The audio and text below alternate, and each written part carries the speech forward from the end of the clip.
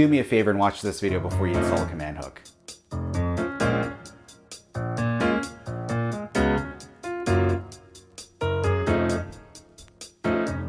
Hey guys, my name is Ed Choi. Thanks for joining me today. If you're new to this channel, please consider subscribing. In this channel, I talk about everything to do with the office. And in this video, I am going to be talking about the official way to install a command hook.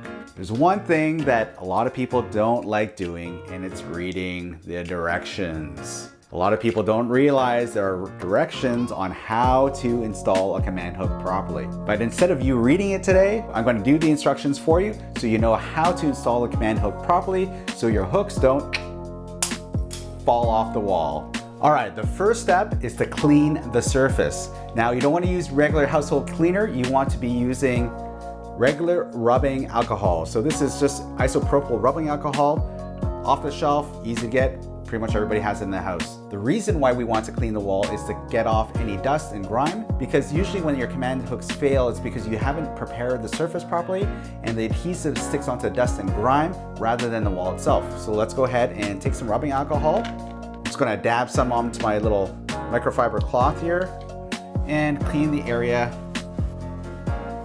where I want to apply my command adhesive. Now you're gonna wanna wait a little bit for it to dry, but once it's dry, we can get on to step number 2. Step number 2 is to peel off the liner. Now here you'll see that there's the side that has the command logo and the side that says wall side. What we're gonna do is take the liner off here that says command, we'll peel that off, and we're gonna be sticking it right onto the backing of our command hook. Now most command hooks are designed the same way, so this application would hold true for pretty much all command hooks that you see. Now I'm going to just press firmly against the backing of the command hook itself. Now by now the area where I've wiped down is clean and the alcohol has dried off. Now what we're going to want to do is step number 3 is peel off the back of the liner that says wall side.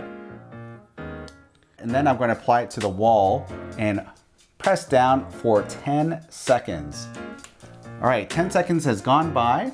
What we want to do is ensure full bonding of the adhesive onto the back, and of course this is the official way. So the next step, we're going to release the hook by pushing the hook upwards. Take that off. Now we see the back of the hook and the command adhesive. We're going to press down for another 30 seconds for it to set. So we're going to press firmly for 30 seconds. All right, now we've pressed that for 30 seconds. We're going to put the hook back on.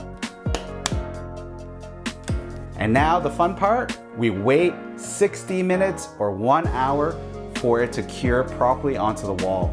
Now this is a step that I'm guilty of rushing through as well. For the most time, I don't really get burnt on this.